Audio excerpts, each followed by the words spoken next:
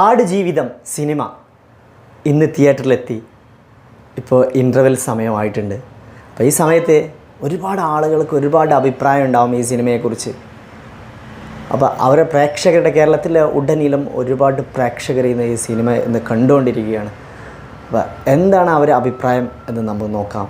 കാരണം ഈ സിനിമയിലേക്ക് പോകുമ്പോൾ ഈ സിനിമയെക്കുറിച്ച് നമ്മൾ ചിന്തിക്കുമ്പോഴേ വർഷങ്ങളെ കാത്തിരിപ്പിന് ശേഷം ഒരു വിധത്തിൽ പറഞ്ഞാൽ മലയാളത്തിൽ ഇത്തരത്തിലൊരു സിനിമ മുന്നേ നടന്നിട്ടുണ്ടോ എന്ന് തന്നെ ചിന്തിക്കേണ്ടിയിരിക്കുന്നു. ഏകദേശം 16 വർഷത്തെ കാത്തിരിപ്പിന് ശേഷമാണ് ഈ സിനിമയിലേക്ക് എത്തിപ്പെടുന്നത്. ഏതായാലും നമ്മൾ ഈ സിനിമ കണ്ടു കഴിഞ്ഞതിന് ശേഷവുമുള്ള ഒരുപാട് പ്രേക്ഷകരുടെ അഭിപ്രായങ്ങൾ നമുക്ക് നോക്കാം.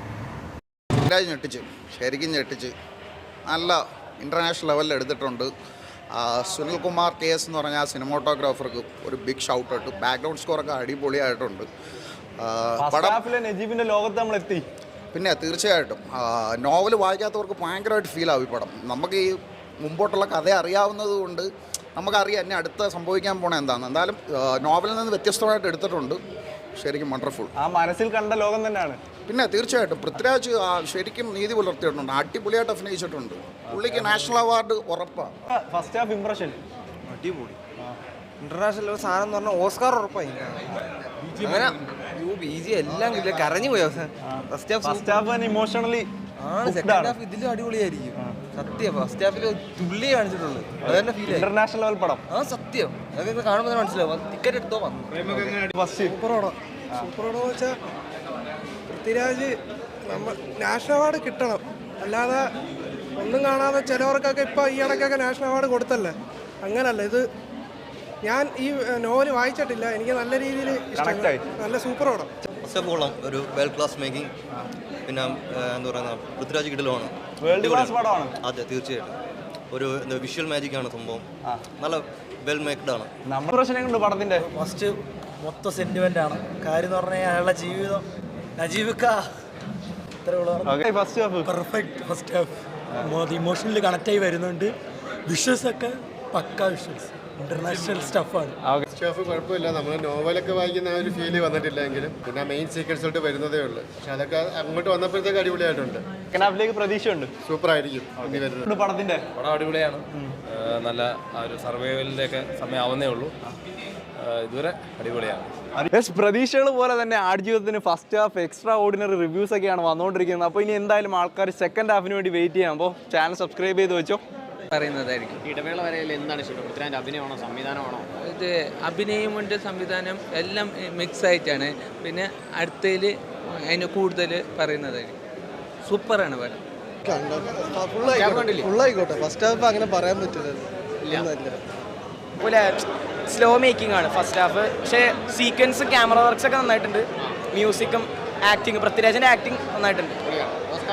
ഓസ്കാർ ലെവലാണ് അത് കേട്ടോ. സംവിധാനമോ മെയിൻലി എടുത്തു പറയുന്നത് വെച്ചാൽ മറ്റേ ബേർഡ് സീക്വൻസ് കൊള്ളാം. പിന്നെ ക്യാമറ വർക്ക്സും മ്യൂസിക്സും ഒക്കെ നന്നായിട്ട് എടുത്തിട്ടുണ്ട്. പറയണോ? അല്ല ഒന്നുമില്ല. പിന്നെ കൊള്ളാം. ഇല്ല ഫുൾ പോസിറ്റീവ്.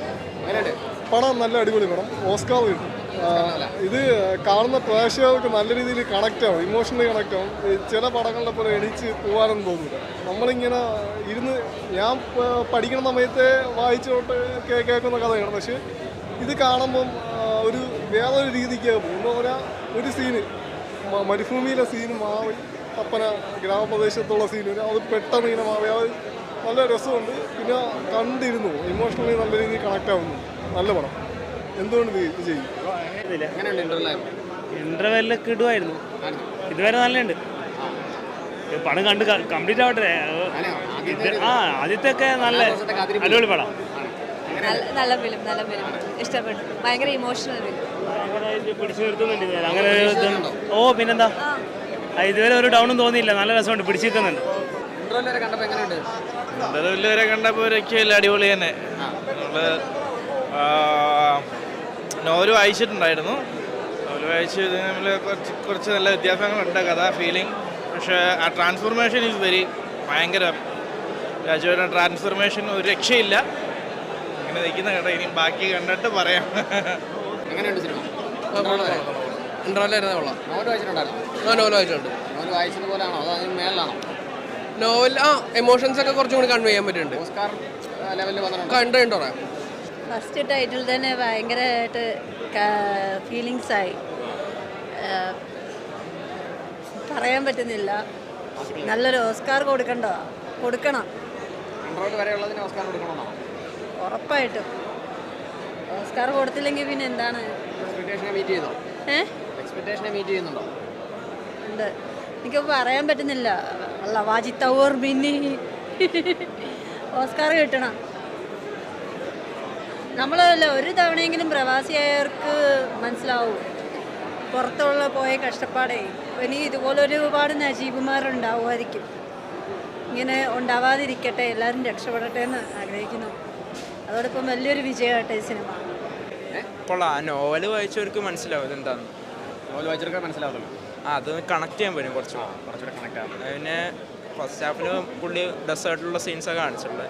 പിന്നെ ഫ്ലാഷ് ബാക്ക് എഡിറ്റിംഗ് ഒക്കെ അടിപൊളിയാണ്. ട്രാൻസിഷനൊക്കെ നല്ല. നോവൽ വായിച്ചിട്ടുണ്ടായിരുന്നു? വായിച്ചിട്ടുണ്ട്. കുറേ ആൾ വായിച്ച് മറന്നുപോയി. നമ്മൾ കണ്ടപ്പോൾ എനിക്ക് ഓർമ്മ. തൃപ്തി കിട്ടുന്നുണ്ടോ? കിട്ടുന്നുണ്ട്.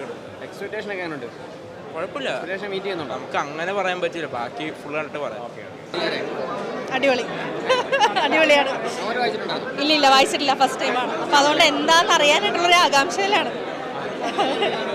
കഴിഞ്ഞിട്ട് പറയാം.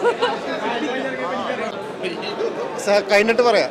ആൻഡ്രോയിഡ് വരെയുള്ളത് നല്ല ആണ്. ഒരു രക്ഷയില്ലട്ടോ, കിടിലം പടം. ഒരു ലാഗ് എന്ന് പറഞ്ഞൊരു സാധനം ഫുള്ള് നമ്മളെ വിറച്ചിരിക്കുക.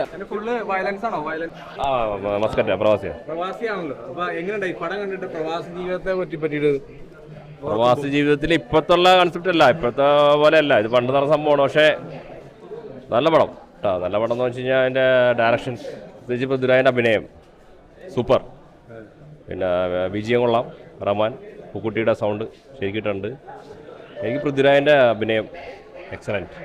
നല്ല പടം കേട്ടോ. 16 വർഷങ്ങൾക്ക് ശേഷം വരുന്ന ഒരു സിനിമയല്ലേ? അതെ അത്രത്തോളം കഷ്ടപ്പാടുള്ള സൈറ്റാണ് പുള്ളി ആ സിനിമ ചെയ്തത്. തീർച്ചയായും അത് കുറേ കഷ്ടപ്പെട്ട്. നമ്മുടെ കോവിഡ് സമയത്ത് കുറേ ഇഷ്യൂസൊക്കെ അറിയാമല്ലോ. പടം ശരി ഡയറക്ഷൻ സൈഡ് കേട്ടോ പെർഫെക്റ്റ് ആണ്. കുറേ കഷ്ടപ്പെട്ടിട്ടുണ്ട് പടത്തിന്. അതിലിപ്പോൾ ഏതായാലും ഈ മൊബൈലിൽ OTT കാണാതെ തിയേറ്ററിൽ തന്നെ കാണണം. നല്ല പടമാണ്. Excellent movie. Aadujeevitham got life. All the best. Thank you. Cinema കൊള്ളായിരുന്നു. ഫസ്റ്റ് ഹാഫ് കൊള്ളായിരുന്നു. നല്ല തീമായിരുന്നു. പൃഥ്വിരാജ് നല്ല അഭിനയമാണ് കാഴ്ചവെച്ചിരുന്നത്. സിനിമ ഓസ്കാറിന് ചാൻസ് ഉണ്ടാവും. നല്ല രീതിയിൽ തന്നെ സിനിമ എടുത്തിട്ടുണ്ട്. നല്ല വിഷ്വൽ എഫക്റ്റും കാര്യങ്ങളൊക്കെ നല്ല രീതിയിൽ തന്നെയാണ് ആള് അഭിനയിച്ചിരിക്കുന്നത്. പടം കൊള്ളായിരുന്നു. നല്ല രീതിയിൽ തന്നെ. ഫസ്റ്റ് ഹാഫ് കൊള്ളാം. ഇനി സെക്കൻഡ് ഹാഫ് കണ്ടറിയണം എങ്ങനെയായിരിക്കും. അപ്പൊ നിങ്ങൾ ഫുള്ള് നമ്മളെ വിറച്ചിരിക്കുക. ഈ വിശപ്പുള്ളതുകൊണ്ടാണോ ഈ പപ്സ് ഇരുന്ന് കഴിക്കുന്നത്? ജസ്റ്റ് എന്താ കഴിക്കണ്ടേ? കണ്ടിട്ട് അങ്ങനെ തോന്നിയോ? കണ്ടപ്പോ എങ്ങനെ തോന്നിയോ? പൃഥ്വിരാജ് എങ്ങനെ ഉണ്ടായിരുന്നു ബ്രോ? പൃഥ്വിരാജ് സീനാണോ? ആക്ടിംഗ് ഒക്കെ എങ്ങനെയുണ്ട് മൊത്തത്തിൽ?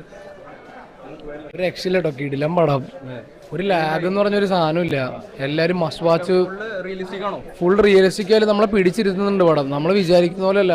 പ്ലസ് സാറ് 16 വർഷം ഇൻവെസ്റ്റ് ചെയ്ത് വെറുതെ ആയില്ല നമുക്ക് മനസ്സിലായി. ഇപ്പോൾ ഫസ്റ്റ് ഹാഫ് കഴിഞ്ഞുള്ളൂ. ഫസ്റ്റ് ഹാഫ് രക്ഷയില്ല. ബാക്കി സെക്കൻഡ് ഹാഫ് എന്തായാലും കണ്ടിട്ട് പറയാം. ഭയങ്കര ഇൻട്രസ്റ്റിംഗ്. നിങ്ങൾ വിചാരിക്കുന്ന പോലെയല്ല. പറയണ്ട. കാരണം ആ മനുഷ്യൻ്റെ 16 വർഷത്തെ അധ്വാനം നമുക്ക് ഇതിൻ്റെ അത് മനസ്സിലാവുന്നുണ്ട്. ലുക്ക് വൈസ് ആയാലും അതുപോലെ ഹാർഡ് വർക്ക്, അഭിനയം എല്ലാം രക്ഷയില്ല. നമുക്ക് കണ്ടേ ഫസ്റ്റ് ഹാഫ് ഉണ്ടെങ്കിൽ ഫീൽ ആവും. സെക്കൻഡ് ഹാഫ് കണ്ടുമ്പോൾ പറയണ്ടല്ലോ. അത് ഉറപ്പായിരിക്കും. റെക്കോർഡ് വൈസ് ആയിരിക്കും. പിന്നെ ആക്ടിങ് വൈസ് എല്ലാം അടിപൊളിയായിരിക്കും. പടം മസ്റ്റ് വാച്ച് ആണ്. എല്ലാവരും തിയേറ്ററിൽ തന്നെ നോക്കുക. കാരണം ഇത്രയും വർഷത്തെ അധ്വാനം ഉണ്ട്. അത്രയും ആ ഡയറക്ടർ ഡിപ്പാർട്ട്മെന്റ് ആയാലും ഡയറക്ഷൻ ടീം ആയാലും അത്രയും വർഷം ഹാർഡ് വർക്ക് ആയിട്ട് വരുന്നത് എന്തായാലും കാണുക. ഒരു രക്ഷയില്ല. എന്തായാലും ഫസ്റ്റ് ഹാഫ് സെക്കൻഡ് ഹാഫ് കണ്ടിട്ട് ബാക്കി പറയാം.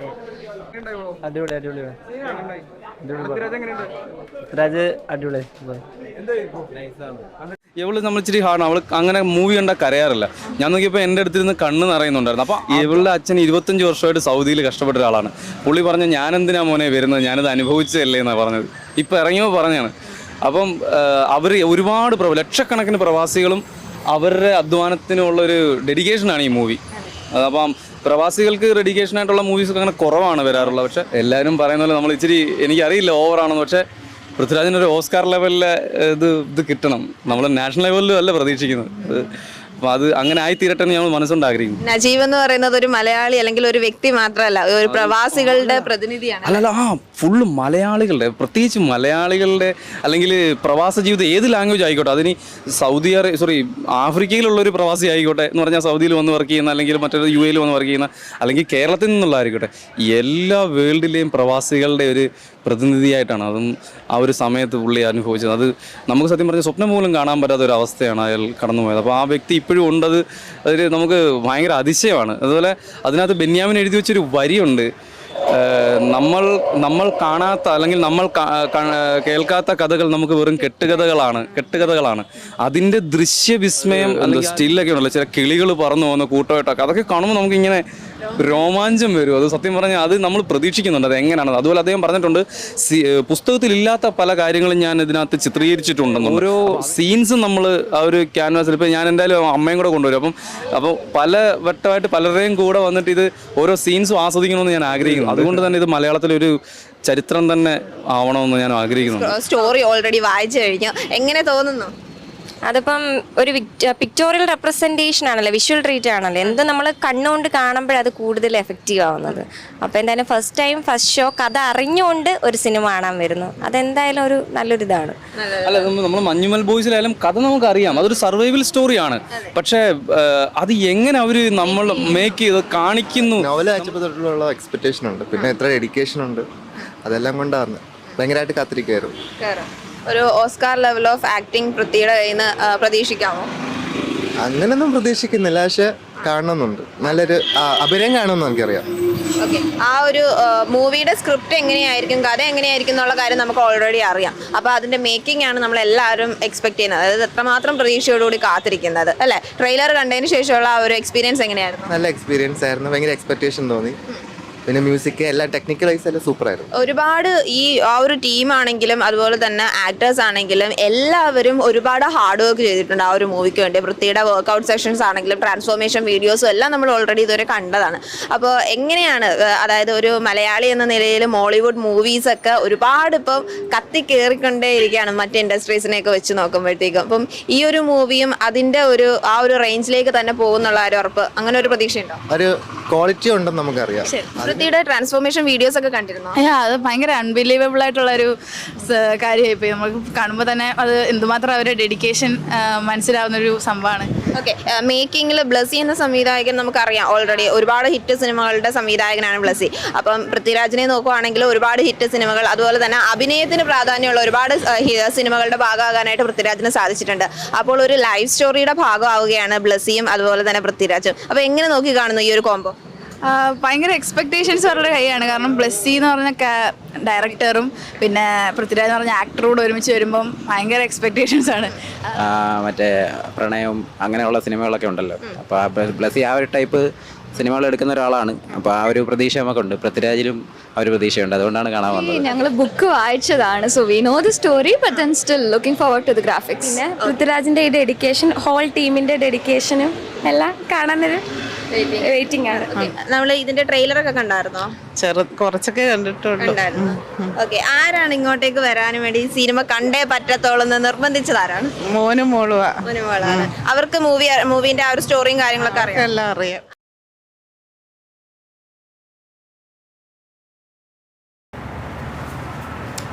പലർക്കും ഈ സിനിമയെക്കുറിച്ച് ഒരു വ്യത്യസ്തമായ എന്നാൽ പറഞ്ഞാൽ പൃഥ്വിരാജ് ഈ സിനിമ ചെയ്യുന്നതിനെക്കുറിച്ച് സിനിമ റിലീസാവുന്ന തൊട്ട് മുന്നേ ദിവസങ്ങളിൽ പൃഥ്വിരാജ് പറഞ്ഞിട്ടുണ്ടായിരുന്ന ഈ സിനിമ നിങ്ങൾ കാണുമ്പോൾ ജനങ്ങൾ ഇത്തരത്തിൽ അത് ഫീൽ ചെയ്യും എന്നുള്ളതും എല്ലാം ഈ സിനിമ പ്രേക്ഷകർ പറയാതെ പറയുന്നുണ്ട്.